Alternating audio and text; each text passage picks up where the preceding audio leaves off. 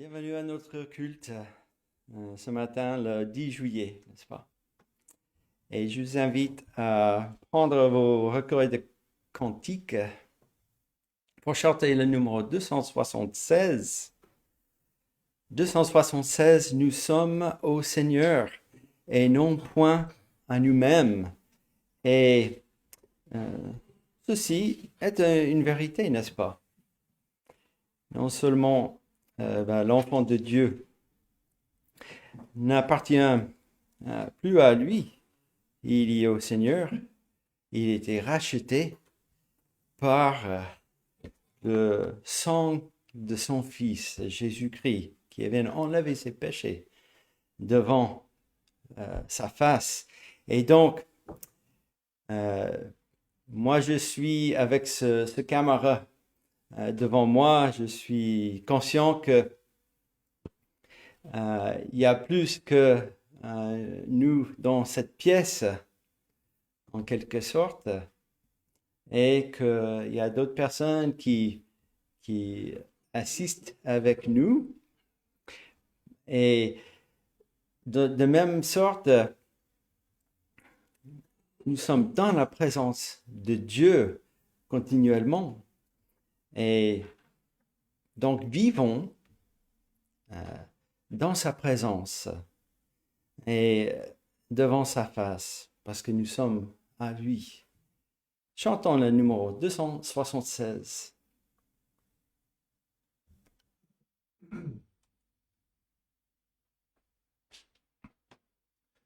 Nous sommes au Seigneur et non point à nous-mêmes. Pour la vie et la mort, nous sommes au Seigneur. C'est pour l'éternité. Jésus, que tu nous aimes, ta croix nous a rendu la paix et le bonheur. Nous sommes au Seigneur, vivons pour sa gloire, et mourons au péché, saints héritiers du ciel. Saisissons chaque jour les fruits de sa victoire et reposons en paix dans son sein paternel. Nous sommes au Seigneur, que nos âmes te louent, que nos lèvres aussi bénissent ton amour. Pour Jésus, mes tièdes, souvent te désavoue, je voudrais être à toi, mais à toi sans retour. Nous sommes au Seigneur, dans la sombre vallée, du dernier ennemi, Jésus me rend vainqueur. La face de mon Dieu ne peut être voilée, car pour l'éternité, nous sommes au Seigneur. Prions. Oui, notre Dieu, notre Père céleste, nous te louons, nous te bénissons pour cette occasion que tu nous donnes d'être ensemble pour louer ton nom saint, ton nom qui est glorieux, ton nom qui résonne dans toute ta création, car tu es ce Dieu tout-puissant et le Créateur de toutes choses. Et nous disons cela, nous reconnaissons cela, nous cessons de le dire, parce que c'est la vérité. Et tu es ce Dieu qui règne sur toutes choses, à tout moment.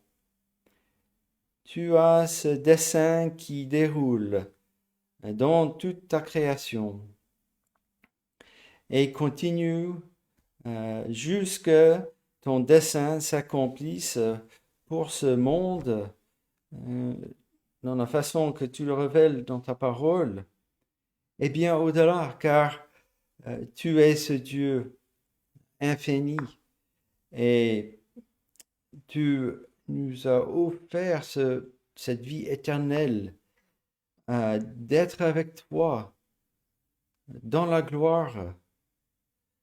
Tu as fait cela possible pour ton créature dans son état où il était complètement séparé de toi par son désobéissance, par son péché. Et tu as fait ce moyen d'enlever ce péché devant ta face en envoyant ton Fils Jésus-Christ sur cette terre pour être ce sacrifice là que tu avais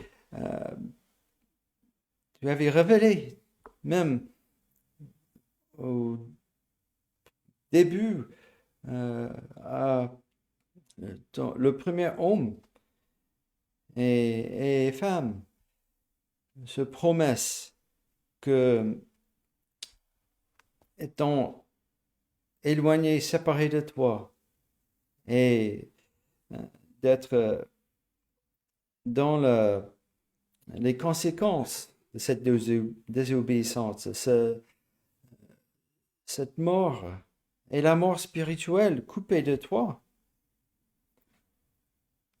Ton Fils est venu pour accomplir ce que tu as exigé, c'est-à-dire une obéissance complète à toi. Et il a donné sa vie innocente, sans d'avoir le péché en lui. Il a donné sa vie, ce sang innocent pour enlever nos péchés. Et c'est comme ça que tu as voulu, que tu as besoin d'être satisfait, parce que tu es ce Dieu qui est saint. Et tu exiges la justice parfaite que ton Fils a accomplie. Tu es ce Dieu de miséricorde et de grâce, car c'est pas quelque chose qui vient de nous, ce salut. Il n'y a aucune chose de nous, mais ça vient de toi. Et en Jésus-Christ, qui nous sommes couverts de ta colère et que nos péchés sont traités par Jésus-Christ. Et donc nous venons devant toi dans cette adoration et reconnaissance en ton Fils. Tu es ce Dieu qui effectivement continue d'agir dans ta création. Tu es ce Dieu de grâce en Jésus-Christ. Tu es ce Dieu aussi qui juge, car tu es ce Dieu qui ne change pas, ce Dieu qui exige la justice. Ben, tu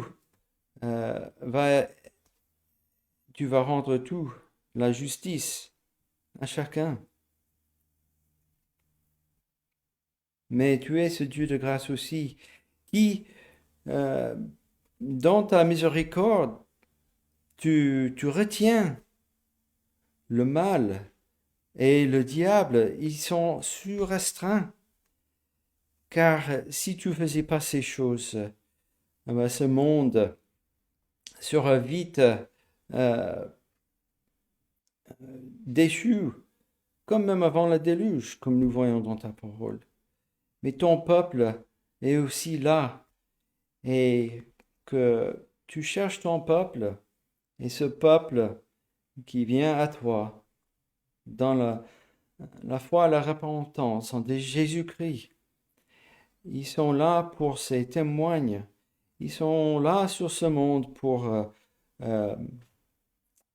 témoigner de ta gloire et de ta grâce en Jésus-Christ. Et donc, tout est sous ton autorité et nous voulons le reconnaître. Même si dans nos faiblesses, dans notre chair humaine, avec ce désir de satisfaire notre chair en premier, nous n'aimons pas être gouvernés par quelqu'un d'autre au-dessus de nous. Nous préférons faire nos propres désirs, ou bien s'il y a une autorité au-dessus de nous, nous voulons bien donner notre avis ou voter, ainsi de suite. Mais toi, tu es ce Dieu qui règne, tu es ce roi de gloire, tu es le Créateur, et tout ce que tu dis, tout ce que tu fais est absolu. Donc nous demandons que tu nous aides dans ta bonté, dans ta grâce, par ton Saint-Esprit, que tu nous aides à regarder tout ce que tu fais dans nos vies, dans ce monde, et que nous puissions te louer, quoi qu'il arrive, parce que tu es ce roi, et que tu seras toujours glorifié. Et nous voulons voir cela, non seulement en ces instants, pour ce culte, non seulement dans nos vies, mais pour l'éternité. Et nous voulons joindre à des saints qui sont déjà dans la gloire avec ces êtres vivants, avec les anges qui te louent continuellement. Oh, ce but pour cette vie ici-bas est glorieux en Jésus-Christ. Et donc, que tu nous encourages et édifies par ces choses, par ta parole et par la prédication de ta parole et par ces cantiques à ta louange, que tu nous aides. Et nous voulons prier pour Jean-Claude qui est loin de nous en Afrique, que tu le protèges, sois avec lui. Et pour ceux qui sont assistés, qui sont à cette conférence au Bénin, que tu les bénis et que aussi une grande louange et adoration par la grâce en Jésus-Christ monte vers toi de là-bas. Nous pensons à Wendy, toujours en Angleterre, loin de nous. Nous pensons à ceux qui sont isolés, qui nous écoutent, qui connectent pour assister à notre culte, que tu sois avec eux, que tu aussi les bénis et qui sont ta présence dans leur vie. Nous te demandons toutes ces choses dans le nom de Jésus-Christ, notre Sauveur. Amen. Je vous invite à tourner dans la Bible, dans l'Ancien Testament, dans un petit prophète, Michée. C'est un des petits prophètes à la fin de l'Ancien Testament. C'est après Jonas.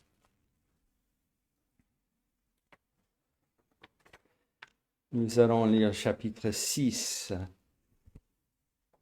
Donc, Michée, à la base, c'est un prophète et l'Éternel l'a sollicité pour prophétiser sur Samarie et Jérusalem. Et il était aussi un paysan qui habitait à la campagne. Et nous sommes à l'époque de les attaques de l'Assyrie, à peu près 700 ans avant Jésus-Christ. Et donc, c'est le temps du roi Ézéchias. Et Jérusalem sera entourée. Et il y a bien des soldats assyriens un petit peu partout dans la campagne. Et Michée, il va à Jérusalem pour se réfugier. Et qu'est-ce qu'il trouve à Jérusalem? Eh bien, il est scandalisé. Car là, à cette ville sainte du peuple de Dieu, il trouve que là, ils ont oublié cette alliance que Dieu a faite pour eux, qui a commencé avec cette alliance d'Abraham et après toute cette histoire du peuple qui était en Égypte, dans le désert, entré en Canaan, et que tous ces sacrifices qu'ils font pour le pardon qu'ils font sans se rendre compte, en fait, de le pardon, la miséricorde que Dieu donne. C'est pas le fait de juste faire ce sacrifice, c'est le sacrifice, la justice, la vraie justice que Dieu demande. Et donc, nous allons commencer au premier verset du chapitre 6 jusqu'au verset 8. Écoutez donc ce que dit l'Éternel. Lève-toi, plaide devant les montagnes, et que les collines entendent ta voix. Écoutez, montagnes, le procès de l'Éternel. Et vous, solides fondements de la terre, car l'Éternel a un procès avec son peuple. Il veut plaider avec Israël. Mon peuple, que t'ai-je fait? En quoi t'ai-je fatigué? Réponds-moi. Quand je t'ai fait monter du pays d'Égypte, je t'ai délivré de la maison de servitude, et j'ai envoyé devant toi Moïse, Aaron et Marie. Alors on se rappelle que Marie, c'était la sœur aînée de Aaron et Moïse. Et c'est elle qui a chanté ce cantique de délivrance après la traversée de la mer Rouge. Ça, c'est en Exode chapitre 15. On continue, verset 5. Mon peuple, rappelle-toi ce que projetait Balak, roi de Moab, et ce que lui répondit Balaam, fils de Béor, de Sittim à Gigal, afin que tu reconnaisses les bienfaits de l'Éternel. Et ici, il y a des autres histoires du peuple d'Israël qui étaient délivrés à ces moments dans leur histoire. Verset 6. Avec quoi me présenterai-je devant l'Éternel pour m'humilier devant le Dieu très haut? Me présenterai-je avec des holocaustes, avec des veaux d'un an? L'Éternel agréera-t-il des milliers de béliers, des myriades de torrents d'huile? Donnerai-je pour mes transgressions mon premier-né, pour le péché de mon âme, le fruit de mes entrailles? On t'a fait connaître, ô homme, ce qui est bien. Et ce que l'Éternel demande de toi, c'est que tu pratiques la justice, que tu aimes la miséricorde et que tu marches humblement avec ton Dieu. Et jusqu'à là, la parole. Donc voilà, nous avons Michée ici qui fait un jugement sur Jérusalem et sur Israël, car ils ont perdu, ils étaient détournés de cette alliance de l'Éternel, du Seigneur. Mais tout n'est pas perdu, parce que Michée, et on revient un chapitre avant, en chapitre 5, nous avons bien cette prophétie de Bethléem sortira celui qui dominera sur Israël, et dont les activités remontent au temps ancien, au jour de l'éternité. Voilà, cet enfant qui va venir de Bethléem, qui va délivrer, celui qui aura la justice parfaite, en fait, et la miséricorde parfaite. Donc, avec ces encouragements et déjà cette prophétie de notre Sauveur ici, que nous vivons aussi, de marcher humblement avec notre Dieu dans la grâce en Jésus-Christ.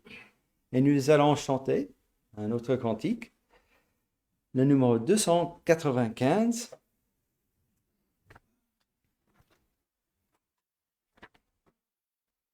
Le 295 qui commence par « Seigneur, ce que je réclame ».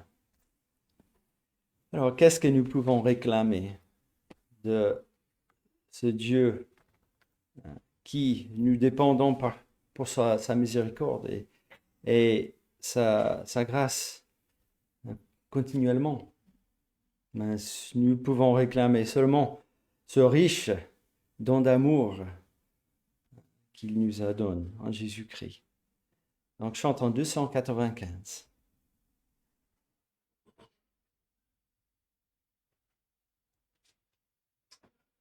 Seigneur, ce que je réclame, c'est ce riche don d'amour, que cette céleste flamme en moi brûle nuit et jour.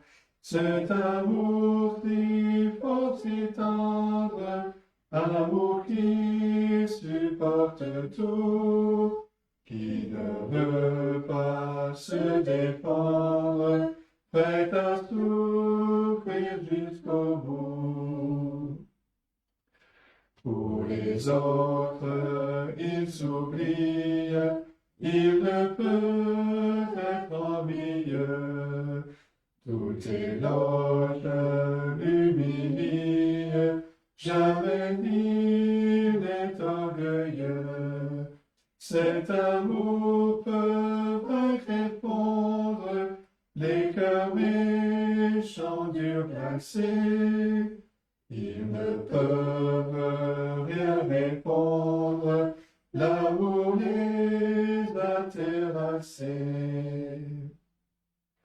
Devant la teinte souffrance qui s'étend de jour en jour, il faut un remède immense, il faut un immense amour, que jusqu'à la mort fidèle, prions, luttons dans tout lieu, ma vie entière révèle l'amour sublime de Dieu. Et nous allons lire un passage dans le Nouveau Testament, dans l'Évangile selon Matthieu. Et c'est le chapitre 6.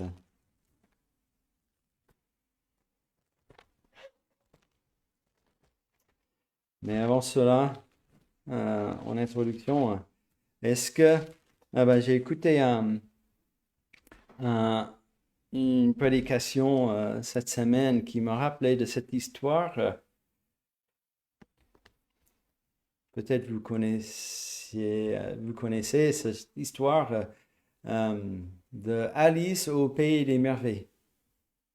Oui, donc cette histoire de Alice qui est perdue et elle tombe dans ce trou et elle est toute seule dans ce monde qui est bizarre et elle commence à essayer de trouver où il faut aller. Et elle arrive sur ce chemin et il y a deux chemins qui partent. J'ai du mal parce que je connais l'histoire en anglais et donc j'essaie de trouver ces mots en français. Et donc, elle est en train de réfléchir à quel chemin à prendre et elle aperçoit de ce chat. Ouais. Il se nomme comment? Bon, en tout cas, c'est un chat qui est dans cet arbre au-dessus, un peu mystérieux. Et elle dit, je vais demander quel chemin que je prends à ce chat. Et le chat qui parle dit, il dit, je sais pas, vous voulez aller où? Et qu'est-ce que Alice répond? Elle dit, justement, je ne sais pas. Et qu'est-ce que le chat répond à cela? Il dit, que n'importe, l'un ou l'autre, n'est-ce pas? Donc, je raconte cette histoire parce que il n'est pas ainsi avec l'enfant de Dieu, n'est-ce pas? Nous avons cette but dans notre vie qui est bien annoncé, ce que nous avons et les promesses que nous avons avec ce destin à l'avenir. Et nous sommes effectivement de vivre ici-bas, avec toujours ce but en vue, cette vision de cette gloire d'être avec Dieu, où le cœur aura cette plénitude, cette paix que nous profitons, nous expérimentions déjà en étant en Christ. Mais c'est pas juste d'aller, on ne sait pas où on va, n'est-ce pas? C'est pas le problème de l'enfant de Dieu, n'est-ce pas? Il sait où il va. Et si c'est des philosophes ou des psychologues et tout disent une chose d'accord sur l'être humain en général, c'est que l'être humain, il a cet sentiment dans toutes les cultures, dans tout, ce sentiment de anxiété que l'homme a en lui. Cette sens d'être perdu, ou cette sens où il n'y a pas de sens, ou que l'homme, à cause de ça, il est toujours agité en lui-même. Et c'est parce que il cherche cette plénitude qui peut venir seulement par Dieu et par la grâce de Jésus-Christ, pour ce qui satisfait l'âme complètement. Et donc ici, en chapitre 6 de Matthieu, Nous avons ce que Jésus-Christ nous dit, nous a dit, la base, vraiment la base de notre vie ici-bas, dans notre chemin. Et on voit bien ça au verset 33. Cherchez premièrement le royaume de la justice et la justice de Dieu, et toutes choses vous seront données par-dessus. Ce mot premièrement a cette significance de être la priorité. Et pas que d'autres choses sont importantes, mais avec en tête, focalisé sur cette priorité, tout cela vient. Tout cela après est toujours là parce que Dieu prend soin de nous lorsque nous sommes ici-bas. Alors, Jésus parle à ses disciples ici et nous allons commencer au verset 25. C'est pourquoi je vous dis, ne vous inquiétez pas pour votre vie, de ce que vous mangerez, ni pour votre corps, de quoi vous serez vêtus. La vie n'est-elle pas plus que la nourriture, et le corps plus que le vêtement? Regardez les oiseaux du ciel, ils ne sèment, ni ne moissonnent, et ils ne massent rien dans les greniers, et votre Père céleste les nourrit. Ne valez-vous pas beaucoup plus que eux? Qui de vous, par ses inquiétudes, peut ajouter une coudée à la durée de sa vie?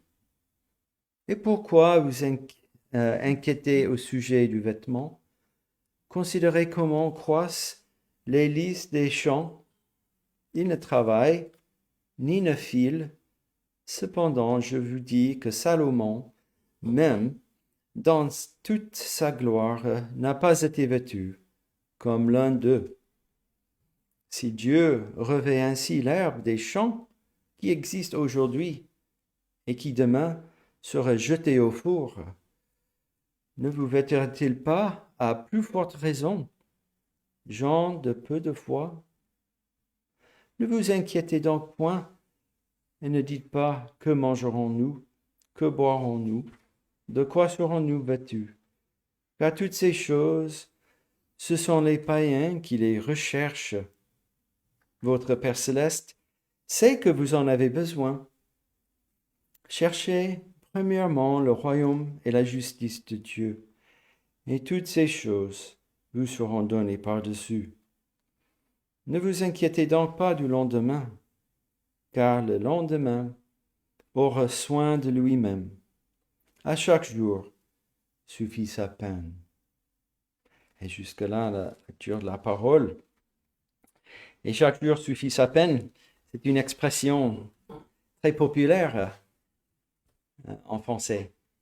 On dit ça presque tous les jours au travail, avec nos retards, avec nos difficultés, avec nos clients, avec les problèmes de production et ainsi de suite. Et je ne sais pas si tout le monde savent que, en fait, à chaque jour suffit sa peine, vient de la bouche de notre Seigneur. Que nous puissions vivre maintenant comme cela, comme Christ nous dit de chercher premièrement ce royaume qui nous est promis déjà et que nous l'avons en lui, parce que lui, il a fait. Et je parle à moi-même en premier là-dessus. Je vous invite à chanter un dernier cantique avant la prédication, qui est le numéro 160.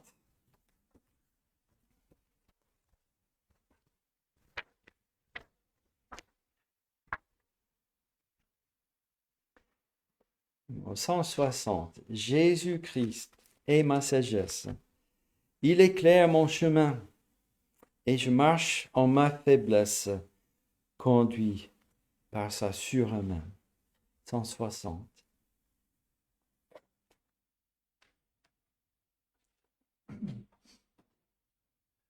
Jésus-Christ est ma sagesse, il éclaire mon chemin, et je marche dans ma faiblesse, conduit par sa sûre main.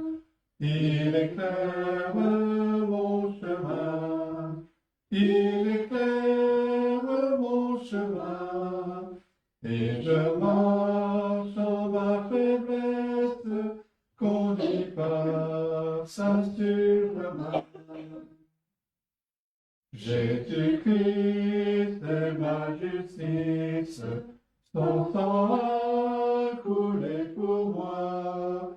Je trouve en son sacrifice, faisait pardon par la foi. Son sang a coulé pour moi, son sang a coulé pour moi. Je trouve en son sacrifice, faisait pardon par la foi. Jésus-Christ me sanctifie, au divin s'est attaché. Je reçois de lui la vie qui m'a franchi du péché. À toi Jésus attaché, à toi Jésus attaché. Je reçois de toi la vie qui m'a franchi du péché. Jésus en payant ma dette, à grand prix m'a racheté. Près de lui ma place est prête, au ciel pour l'éternité. Jésus, tu m'as racheté. Jésus, tu m'as racheté. Et déjà ma place est prête, au ciel pour l'éternité.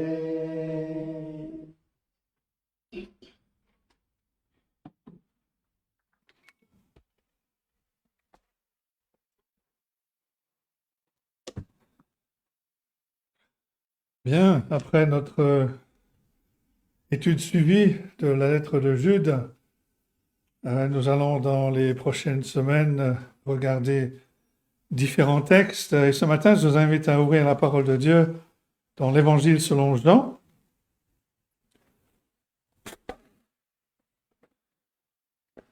Évangile selon Jean, chapitre 7. Nous allons voir les versets 40 à 52. Mais on va lire à partir du verset 37 pour se mettre un peu le contexte. Donc, lisons à partir du verset 37, Jean 7, à partir du verset 37. Et voici la parole de Dieu.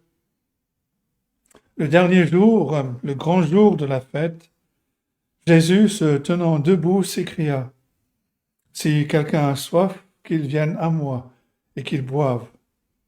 Celui qui croit en moi, des fleuves d'eau vive couleront de son sein, comme dit l'Écriture. » Il dit cela de l'Esprit que devaient recevoir ceux qui croiraient en lui. Car l'Esprit n'était pas encore parce que Jésus n'avait pas encore été glorifié. Verset 40. Des gens de la foule, ayant entendu ces paroles, disaient : « Celui-ci est vraiment le prophète. » D'autres disaient : « C'est le Christ. » Et d'autres disaient : « Est-ce bien de la Galilée que doit venir le Christ ? L'Écriture ne dit-elle pas que c'est de la postérité de David et du village de Bethléem, où était David, que le Christ doit venir ? Il y eut donc à cause de lui division parmi la foule. Quelques-uns d'entre eux voulaient le saisir, mais personne ne mit sa main sur lui.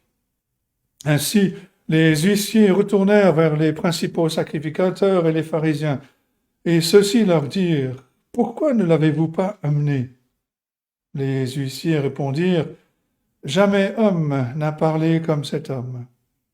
Les pharisiens leur répliquèrent, est-ce que vous aussi, vous avez été séduits? Y a-t-il quelqu'un des chefs ou des pharisiens qui ait cru en lui? Mais cette foule qui ne connaît pas la loi, ce sont des maudits. Nicodème, qui était venu de nuit vers Jésus et qui était l'un d'entre eux, leur dit, notre loi condamne-t-elle un homme avant qu'on l'entende et qu'on sache ce qu'il a fait? Ils lui répondirent, es-tu aussi galiléen? Examine, et tu verras que de la Galilée, il ne sort point de prophète. Et jusque-là, la parole de Dieu. À certaines périodes de l'année, c'est pas tellement vrai dans la période de l'été, mais c'est plutôt vrai au printemps ou en automne. Quand on regarde ou qu'on écoute les bulletins météo ici en France, on a souvent le pays qui est coupé en deux. Et la ligne de séparation, la ligne de division, c'est la Loire. Et les présentateurs disent qu'au nord de la Loire, il fera tel temps, et qu'au sud de la Loire, il fera tel temps. Et ce que la Loire représente pour beaucoup de Français, le Seigneur Jésus est pour toute l'humanité. Sa seule présence divise. Et de lui partent deux courants de l'humanité qui vont dans des directions opposées. Certains voudraient prétendre que c'est pas vrai, que le Seigneur Jésus-Christ est le parfait modèle de la tolérance religieuse, mais rappelons-nous que c'est le Seigneur Jésus-Christ lui-même qui, en Matthieu 10, verset 34, dit ceci, « Ne croyez pas que je sois venu apporter la paix sur terre, mais je ne suis pas venu apporter la paix, mais l'épée. » Le fait est que Jésus est, et il est toujours celui qui divise les hommes. Certaines personnes divisent à cause de leur péché, mais le Seigneur Jésus-Christ divise à cause de sa sainteté parfaite. Certaines personnes divisent à cause de leurs paroles dures. Le Seigneur Jésus divise à cause de son message, de l'évangile, de la grâce de Dieu, de l'amour de Dieu. Et on ne peut pas trouver de plus bel exemple de l'effet que la réponse de la foule à l'invitation lancée par le Seigneur Jésus-Christ dans ce passage. Au verset 37, il s'écrit « Si quelqu'un a soif, qu'il vienne à moi et qu'il boive. » Et on a là l'évangile sous une forme concentrée. Et l'évangile apporte la division. Elle apporte la division parmi la foule qui était rassemblée pour la fête des tabernacles. Le Seigneur Jésus-Christ a provoqué la division en amenant les personnes à se focaliser non plus simplement sur le festival religieux, mais sur le cœur même de la foi, le salut par grâce, par le moyen de la foi en Jésus-Christ seul. Et immédiatement, la foule qui était présente a commencé à bouillonner avec des dissidences, des divisions. Et la même chose est vraie aujourd'hui dans des lieux qui se nomment églises ou même dans des familles. Et si on avait développé ce passage en Matthieu 10, on voit cela. Mais cela se voit tous les jours, aussi longtemps que la foi reste une question de divertissement ou de thérapie pour un bien-être personnel. Tout le monde est content. Si c'est ça qui te fait marcher, ben tant mieux. Aussi longtemps que le nom de Jésus reste un slogan pour une préférence culturelle, ben, le calme règne. Mais quand le chrétien va insister sur le message biblique, le véritable message de l'Évangile, qu'il va insister sur le Seigneur Jésus-Christ, mort et ressuscité, comme étant le seul sauveur pour l'humanité. Ce Messie qui appelle à la repentance et à la foi. Quand il souligne la réalité de l'humanité qui est perdue dans son état de péché. C'est alors qu'on a les conflits, c'est alors qu'on a les divisions. Pourquoi? Parce que le cœur, la réponse se trouve au cœur de l'homme et de la femme dans leur état de péché. Ils n'aiment pas la vérité au sujet de Dieu. Ils n'aiment pas la vérité au sujet d'eux-mêmes. Ils sont prêts à accepter Jésus-Christ comme un exemple d'enseignement de quelqu'un qui fait le bien, mais pas comme celui qui nous appelle à la repentance et à la foi. Et je voulais souligner simplement 3 choses ce matin, 3 divisions. Tout d'abord, le premier point, la division parmi la foule. C'est ce que nous avons dans les versets 40 à 44. Des gens de la foule, ayant entendu ces paroles, disaient « Celui-ci est vraiment le prophète ». D'autres « C'est le Christ ». Et d'autres « Est-ce bien de la Galilée que doit venir le Christ ?» Et il y a eu division parmi la foule. Les pensées ont couru dans des directions opposées. Certains sont allés dans la bonne direction, si on peut dire. D'autres couraient plutôt vers l'incrédulité. Jean, par exemple, nous dit au verset 40 que certains ont dit « Celui-ci est vraiment le prophète ». Il est probable que la prédication du Seigneur Jésus au verset 38 au sujet des fleuves d'eau vive a poussé ces personnes à se rappeler de Moïse qui a fait couler de l'eau du rocher et de sorte qu'à leurs yeux, Jésus pouvait être ce prophète qui était promis depuis longtemps et qui serait comme Moïse. Deutéronome 18, verset 15. C'est pas une profession de foi complète de la part de ces personnes, mais c'est un pas dans la bonne direction. Au moins, ces gens-là lui ont répondu avec respect. Une opinion similaire, au verset 41, certains déclaraient « c'est le Christ ». Bien sûr, c'est la profession de foi que le Seigneur Jésus-Christ attendait. Voilà le Messie, voilà le Sauveur, voilà celui qui est oint. Même si ici, cette déclaration semble faire simplement partie d'une conversation, c'est pas véritablement une profession de foi. Mais aussi sincère qu'il ait pu être, ce point de vue a immédiatement soulevé des oppositions.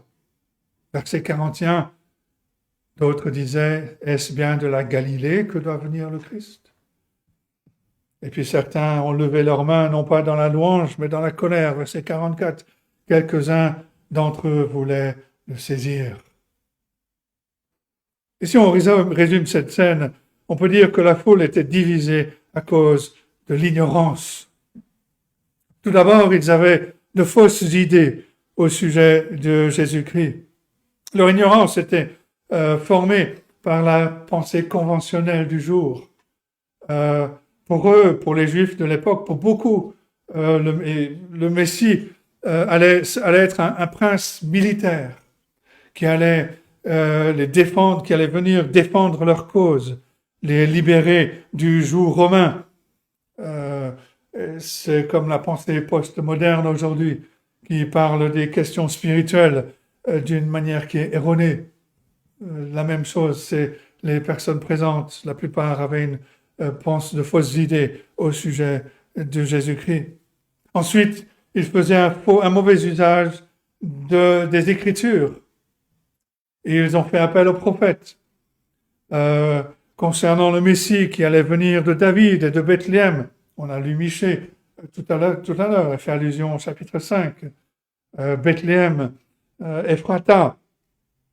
Mais ces gens-là citaient ces Écritures-là pour refuser le Seigneur Jésus. Est-ce qu'il peut vraiment venir de Galilée? Et aujourd'hui, on rencontre la même chose. L'incrédulité n'aime rien de mieux que de faire appel à la Bible, souvent partiellement lue, mal comprise. Et elle le fait pour justifier son message, son rejet du message le plus important de la Bible, à savoir le salut par la foi en Jésus-Christ. Et la troisième caractéristique de cette ignorance, la plus importante, ces personnes étaient attachées et coupables. Rappelez-vous que ces personnes ne lisaient pas les paroles du Seigneur Jésus-Christ comme nous pouvons les lire ce matin. Ces personnes étaient en sa présence. Elles parlaient avec lui. Elles venaient d'entendre, d'être les témoins de l'un de ses sermons les plus passionnés. Jésus s'écrie, « Venez à moi, celui qui a soif, qu'il vienne et qu'il boive. » Et c'est exactement ce qu'ils n'ont pas fait. Personne n'est allé à lui. Personne ne lui a demandé une explication concernant ces prophéties qui mentionnaient David et Bethléem. S'ils l'avaient fait, ils auraient appris combien Jésus a parfaitement accompli ces prophéties. Mais personne ne l'a fait. On aurait pu penser que des Juifs qui attendaient leur Messie depuis plus de 1000 ans, qui venaient de terminer un festival qui célébrait les bénédictions que le Messie apporte, on aurait pu penser qu'ils auraient pris le temps d'enquêter sur les revendications d'un candidat aussi probable que Jésus. Et pourquoi ne l'ont-ils pas fait? Parce qu'ils étaient attachés à leur incrédulité. Ils étaient à l'aise dans leur ignorance. Et c'est la règle encore aujourd'hui. C'est pour ça que les gens considèrent comme impoli le fait de parler du Seigneur Jésus lors d'un événement mondain. Ils se plaignent que la religion, la foi mène à des controverses. On peut se poser la question, mais pourquoi alors est-ce qu'on est impatient de discuter d'autres controverses, comme la politique, ou les affaires, ou les résultats de notre club sportif préféré? La raison est que les hommes et les femmes s'engagent dans leur ignorance de Jésus-Christ. Ils sont attachés à leur ignorance de Jésus-Christ parce qu'ils le perçoivent à juste titre comme une menace à leur incrédulité confortable. Le Seigneur Jésus provoque toujours la division et le conflit. Jean nous dit dans les versets 43, « Il y eut donc à cause de lui division parmi la foule. Quelques-uns d'entre eux voulaient le saisir, mais personne ne mit la main sur lui. » Alors si ça s'est passé quand le Seigneur Jésus était sur terre, on ne devrait pas être surpris quand notre témoignage fidèle, honnête, provoque la division ici-bas. Il y a eu division parmi la foule. Deuxième grand point, il y a eu division entre les gardes et les huissiers et les responsables religieux. Le terme qui est traduit dans notre version par huissier, c'était aussi les gardes du temple, ceux qui gardaient le temple. Mais il y a eu une division entre eux et les responsables religieux. Et ça commence par la frustration des responsables religieux face à leur plan, à l'échec de leur plan de faire arrêter le Seigneur Jésus. Verset 45, ainsi les huissiers retournèrent vers les principaux sacrificateurs et les pharisiens. Ceux-ci leur dirent, « Pourquoi ne l'avez-vous pas amené ?» Les huissiers répondirent, « Jamais homme n'a parlé comme cet homme. » Et un commentateur compare cette situation avec celle d'un juge où le juge va envoyer la police pour procéder à l'arrestation d'une personne. Comment réagit le juge si la police revenait les mains vides en disant « Monsieur le juge, on n'a jamais entendu quelqu'un parler comme cette personne. Sa façon de parler est juste merveilleuse. » On peut facilement imaginer la colère du juge dans cette situation, et c'est exactement la même chose ici. Les gens, avec ironie, rapportent la réponse des pharisiens. Verset 47, les pharisiens leur répliquèrent, « Est-ce que vous aussi, vous avez été séduits? Y a-t-il quelqu'un des chefs ou des pharisiens qui ait cru en lui? » Alors c'était bien sûr un appel prétentieux à l'autorité suprême. mais avec ironie. Jean montre que cette scène ne montre pas leur autorité, l'autorité des chefs religieux, mais l'autorité de Jésus-Christ. Charles Spurgeon commente. Il dit, tandis que les huissiers qui s'étaient mêlés à la foule attendaient l'occasion d'arrêter le Seigneur Jésus, ils furent eux-mêmes arrêtés par sa sincère éloquence. Ils ne purent le prendre, car il les avait pris de façon équitable. L'autorité exercée par les pharisiens et les gardes du temple, les huissiers, devient pâle devant la sainteté manifestée dans la personne du Seigneur Jésus-Christ. Et s'il y a quelque chose que les récits des évangiles montrent clairement, c'est la puissance de la parole du Seigneur Jésus-Christ. Par exemple, quand un lépreux vient demander à être guéri, Jésus a simplement dit les mots « Je le veux, sois pur ». Aussitôt la lèpre le quitta, Luc 5, verset 13. Quand un homme paralysé a été descendu par le toit par ses amis, le Seigneur Jésus-Christ a dit « Homme, tes péchés te sont pardonnés », Luc 5, verset 20. Et on sait que les pharisiens présents, les chefs religieux, n'ont pas aimé cela.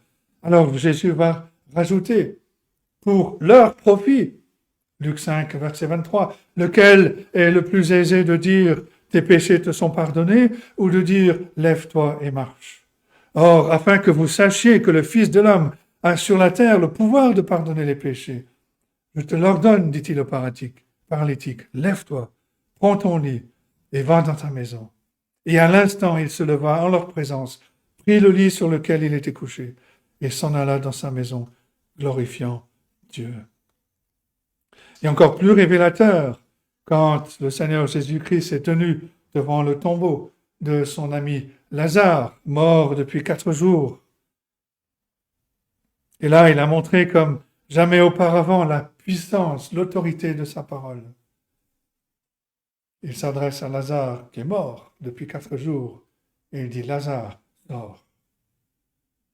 Et Lazare est sorti. Jean 11, versets 43 et 44.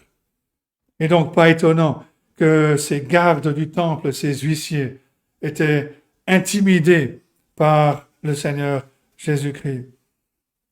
Quelque chose de semblable allait se produire quelques mois plus tard, quand les soldats allaient revenir pour Jésus dans le jardin de Gethsémani. Il leur a posé la question, qui cherchez-vous? Ils ont répondu, Jésus de Nazareth. Et quand Jésus a répondu en utilisant la formule « je suis », cette formule qui révèle sa divinité, Jean nous dit « ils reculèrent et tombèrent par terre », Jean 18, versets 4 à 6. Telle est la majesté, telle est l'autorité de Jésus-Christ, de sa parole. Alors dans le jardin de Gethsémani, on sait que Jésus avait l'intention d'être arrêté et les soldats, c'est ce que les soldats ont fait finalement. Mais ici, dans ce passage, en Jean 7, quelques 6 mois auparavant, son heure n'était pas encore venue. Jean 7, 44 nous dit « Personne ne mit la main sur lui ». Une petite parenthèse, je l'ai déjà dit, mais je vais le redire. Quand on lit l'évangile de Jean, ou quand on relit l'évangile de Jean, c'est intéressant de noter l'expression « son heure » ou « mon heure ». Au début, c'est « son heure n'était pas encore arrivée »,« son heure n'était pas encore venue », ils n'ont pas pu l'arrêter pour cela. Et jusqu'au jardin de Gethsémani, où le Seigneur dit « maintenant, l'heure est venue ». Mais pensez à ça quand vous relisez l'évangile de Jean.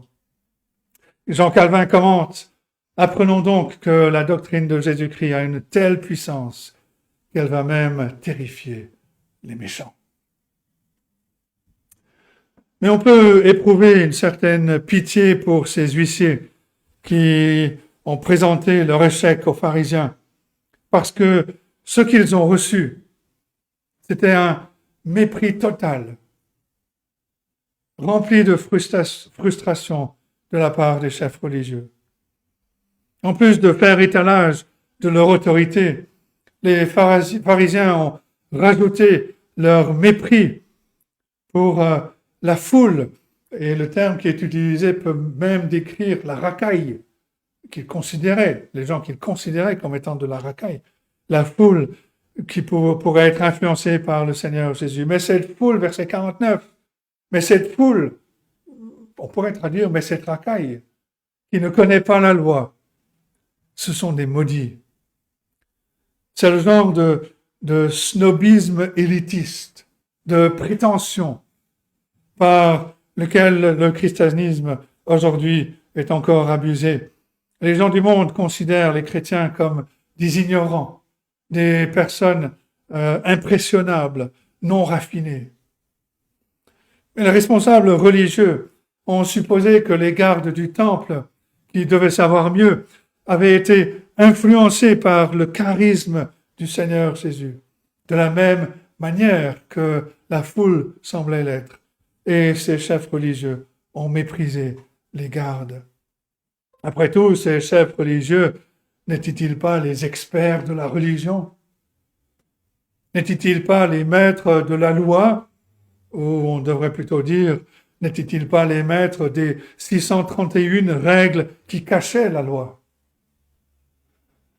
N'étaient-ils pas les juges raffinés, instruits, intellectuellement qualifiés pour traiter des questions religieuses? Pour eux, Jésus ne pouvait pas être le Messie, pour la simple raison qu'il ne lui avait pas donné la permission. Et remarquez aussi cette malédiction qu'ils ont prononcée sur la foule, cette foule qui ne connaît pas la loi. Ce sont des maudits.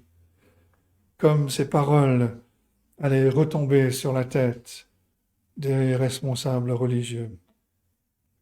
Bien entendu, il n'y a rien de mal avec le raffinement, avec l'éducation, avec l'intellect, l'esprit. Mais quand ils sont mélangés avec une fierté méprisante, ils deviennent un poison moral. Ces responsables religieux, ces pharisiens, n'ont jamais pensé que la foule qu'ils traitent de racaille avait peut-être raison et que c'était eux qui avaient tort. Et combien de fois c'est le cas quand il s'agit du Seigneur Jésus-Christ? Une supériorité culturelle est généralement un obstacle à l'humilité qui est requise. Par la foi, l'apôtre Paul l'a reconnu quand il écrit aux chrétiens à Corinthe, en 1 Corinthiens 1, les versets 26 et suivants. Il dit, considérez, frères, que parmi vous qui avez été appelés, il n'y a ni beaucoup de sages selon la chair, ni beaucoup de puissants, ni beaucoup de nobles. Mais Dieu a choisi les choses folles du monde pour confondre les sages. Dieu a choisi les choses faibles du monde pour confondre les fortes. Et Dieu a choisi les choses viles du monde et celles qu'on méprise, celles qui ne sont point, pour réduire à néant celles qui sont, afin que personne ne se glorifie devant Dieu. Mais avec l'abus d'autorité, l'élitisme prétentieux, ce snobisme, il y a aussi une autre source de division entre les gardes du temple, les huissiers et les responsables religieux. C'est une différence d'expérience.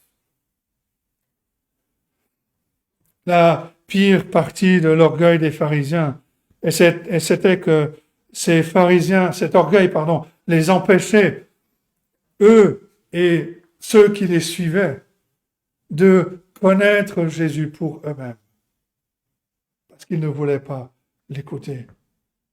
Même dans les occasions où ils l'ont entendu personnellement, leurs cœurs sont restés froids, durs.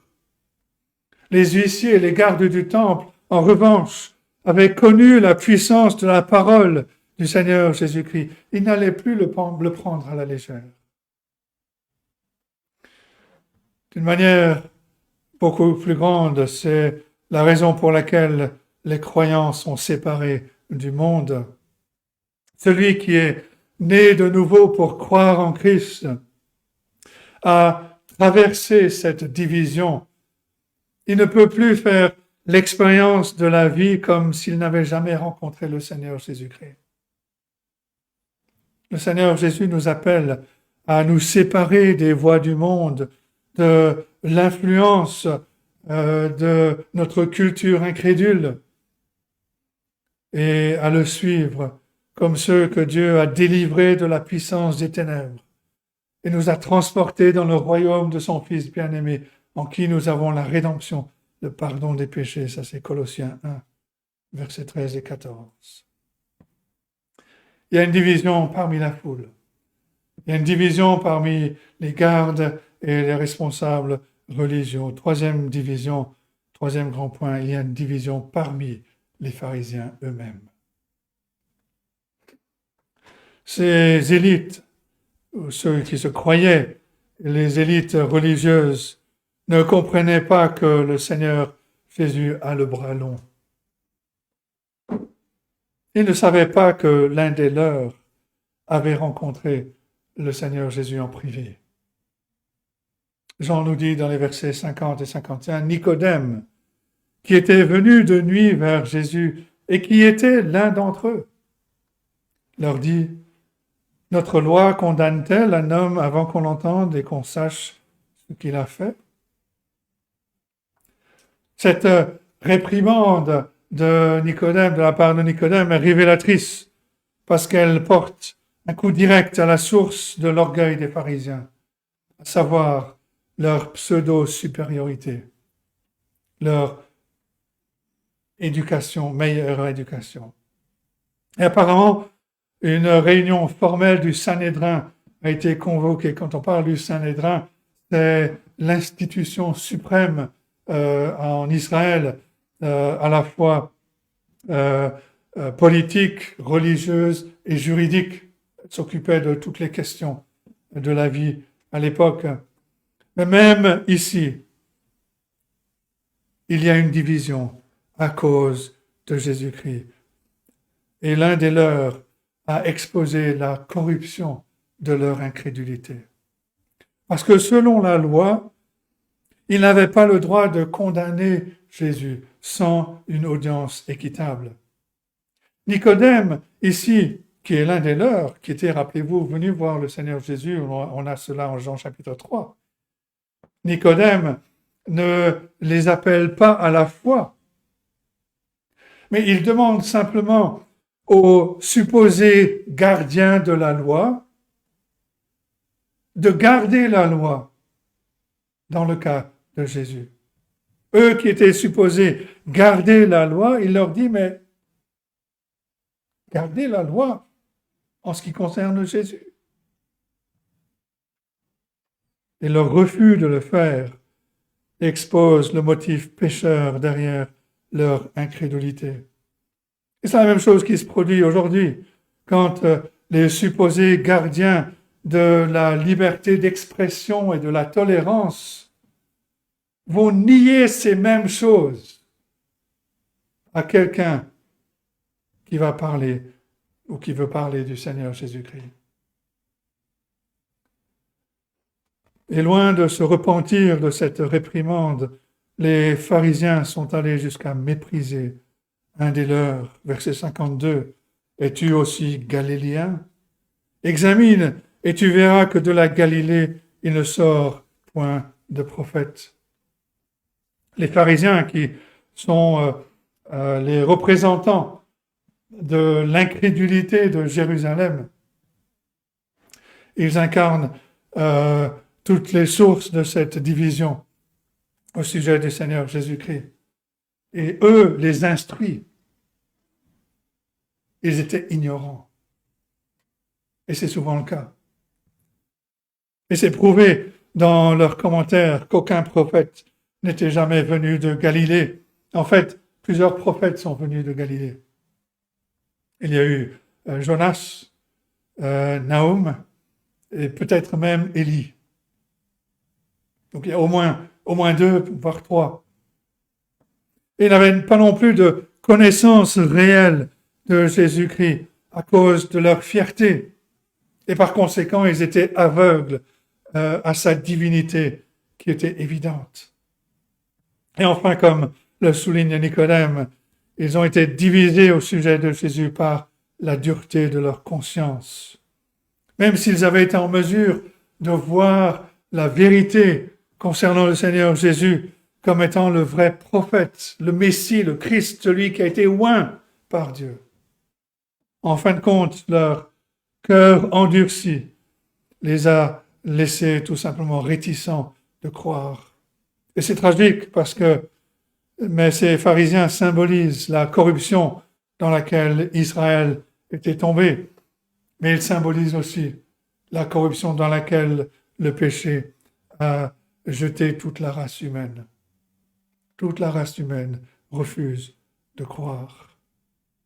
Et dans ce récit, Nicodème est le seul dont la conscience, et pas seulement la curiosité, mais la conscience a été touchée par le Seigneur Jésus. Et s'il était encore à cheval entre la foi et l'incrédulité, on sait que à la fin de l'histoire, il est venu à la foi en Christ, parce que quand le Seigneur Jésus-Christ meurt, c'est Nicodème est là pour prendre soin du corps.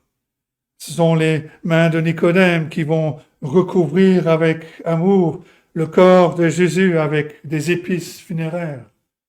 Ils vont l'envelopper dans un tissu. Ce sont ses bras qui vont déposer le corps du Seigneur Jésus dans le tombeau, d'où Christ est ressuscité 3 jours plus tard. Jean 19, verset 38 et suivant. Pourquoi Nicodème était-il différent? Parce qu'il a fait ce que personne d'autre dans ce récit n'a fait.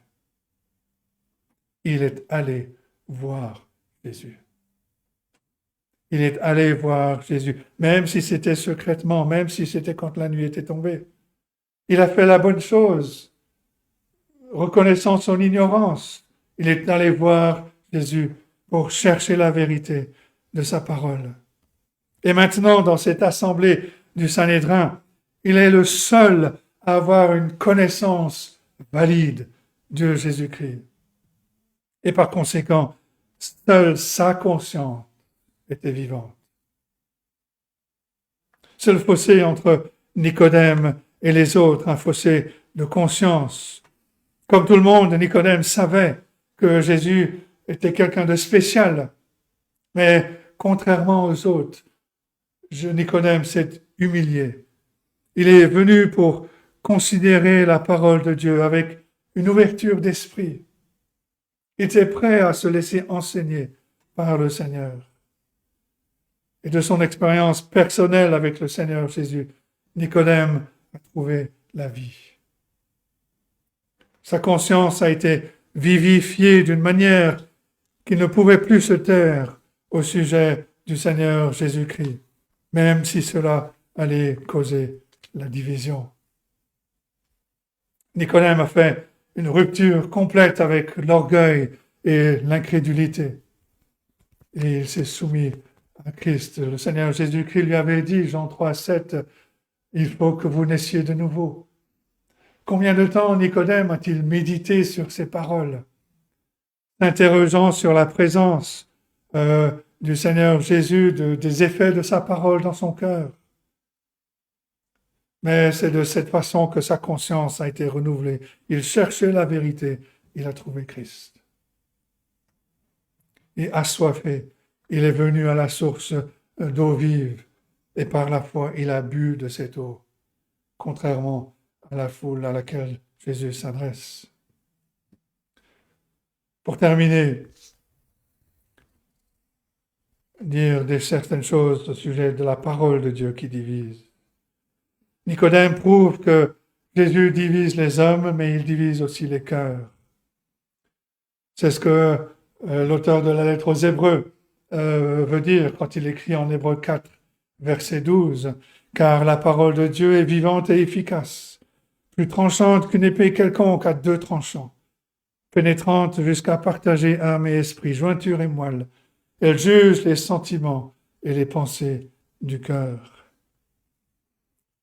Il n'y a pas de honte dans l'ignorance honnête, tant qu'on cherche sincèrement la vérité. Et c'est pour ça que Dieu nous a donné sa parole. C'est pour ça que Dieu nous a donné la Bible. Combien grande est la tragédie qui attend ceux qui se détournent de la vérité, ceux qui ne font jamais l'expérience de connaître le Seigneur Jésus à travers sa parole et qui, en fin de compte, trouvent leur conscience si endurcie qu'ils ne veulent que se débarrasser de Jésus et de sa présence troublante. Voilà la division qui existe dans la vie encore aujourd'hui. Il y a ceux qui viennent à Christ, qui trouvent la foi et la vie. Il y a ceux qui veulent se débarrasser de lui, en prenant dans leur cœur les marteaux qui ont cloué le Seigneur Jésus à la croix. Aujourd'hui, encore une fois, il n'est pas trop tard pour mettre sa confiance en lui. Il y aura une autre division le dernier jour, et de cette division, il n'y aura plus de repentance, plus d'échappatoire.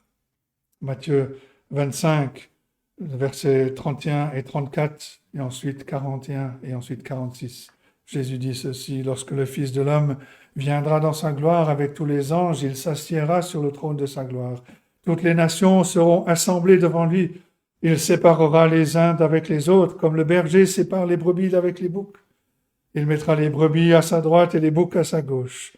Alors le roi dira à ceux qui sont à sa droite: venez, vous qui êtes bénis de mon Père, prenez possession du royaume qui vous a été préparé dès la fondation du monde. Ensuite, verset 41, ensuite il leur dira à ceux qui sont à sa gauche: retirez-vous de moi, maudits. Allez dans le feu éternel qui a été préparé pour le diable et pour ses anges. Verset 46, et ceux-ci iront au châtiment éternel, mais les justes à la vie éternelle. Tout comme la Loire qui sépare le nord et le sud de la France dans les bulletins météo, le Seigneur Jésus se tient éternellement comme celui qui sépare entre la mer de cristal au ciel et le lac sulfureux et le lac de flamme qui est l'enfer. De quel côté nous trouvons-nous? La vérité, nous le savons, c'est que chaque vie se dirige vers l'un de ses destins éternels, selon la foi en Christ ou selon l'incrédulité. Le Seigneur Jésus lance aujourd'hui cet appel comme il l'a fait dans le passé. Verset 37, si quelqu'un a soif, qu'il vienne à moi et qu'il boive. Et même si les gens parlaient beaucoup des prophètes, ils n'ont pas écouté les prophètes. Parce que si les prophètes pouvaient encore en parler, ils les auraient exhortés comme ils nous exhortent aujourd'hui à quitter l'incrédulité, à venir à croire. Ésaïe 55, versets 6 et 7 nous dit ceci: cherchez l'Éternel pendant qu'il se trouve, invoquez-le tandis qu'il est prêt. Que le méchant abandonne sa voie et l'homme d'iniquité ses pensées. Qu'il retourne à l'Éternel qui aura pitié de lui, à notre Dieu qui ne se lasse pas de pardonner. Seigneur Jésus-Christ est celui qui divise entre son peuple et le reste du monde. Et je terminerai simplement, je me suis rappelé tout à l'heure d'une citation d'un passage de Spurgeon. Je ne l'ai pas noté, alors je l'ai essayé de noter tout à l'heure de mémoire. Mais Spurgeon disait, si Dieu, quelque chose comme ceci, si Dieu avait mis une tache jaune dans le dos de ses élus, je passerais mon temps à soulever les chemises. Mais il ne l'a pas fait. Et donc je continue de lancer cette invitation, comme le Seigneur Jésus-Christ a lancé l'invitation. Si quelqu'un a soif, qu'il vienne à moi et qu'il boive, sachant que c'est lui qui séparera les brebis des boucs, que ces brebis entendront sa voix et viendront à lui et boiront de l'eau de la vie.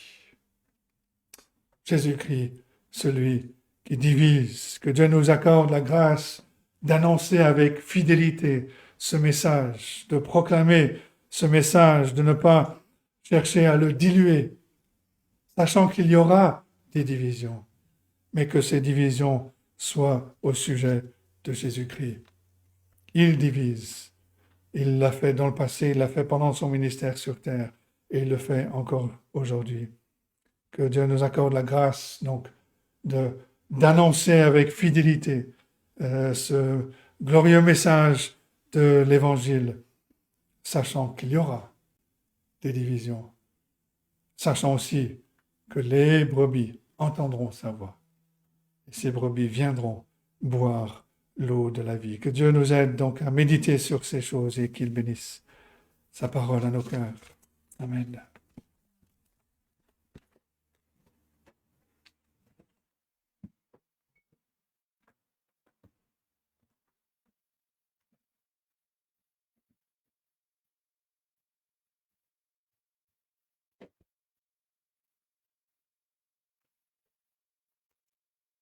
Bien, je vous invite à tourner dans le livre des Cantiques. Nous allons chanter le 182. Le 182. Le cantique commence par « Pour triompher dans les combats, quelle est notre force ici-bas? Quelle est la divine lumière qui nous dirige et nous éclaire? Dans la nuit sombre de l'erreur, c'est la parole du Seigneur. » Le 182.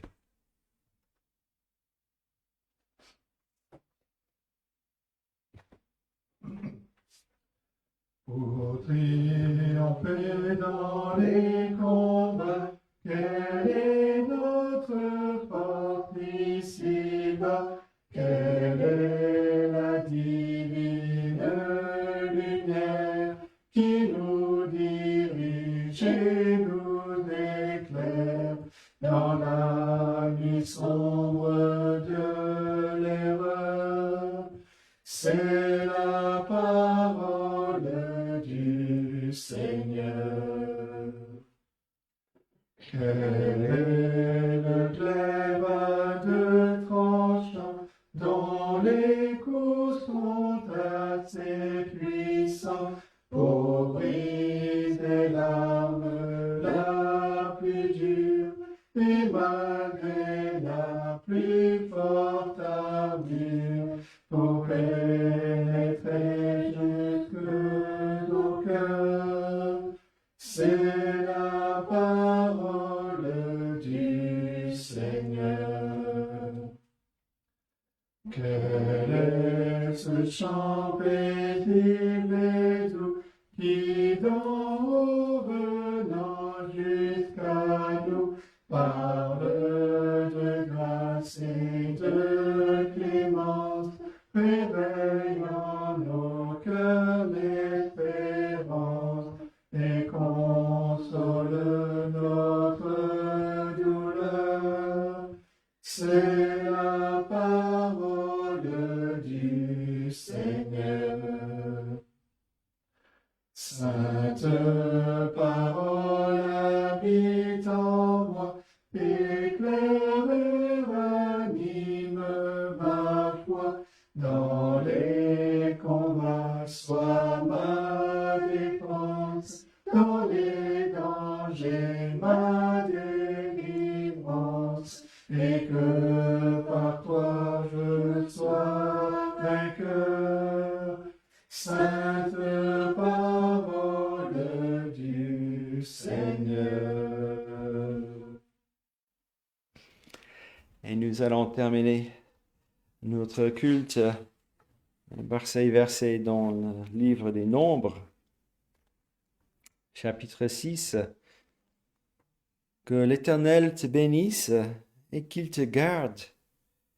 Que l'Éternel fasse luire sa face sur toi et qu'il t'accorde sa grâce. Que l'Éternel tourne sa face vers toi et qu'il te donne la paix. Amen. Bon dimanche à vous et un mercredi. Et puis, pour ceux qui nous écoutent de plus loin, à dimanche prochain, si c'est la volonté de Dieu.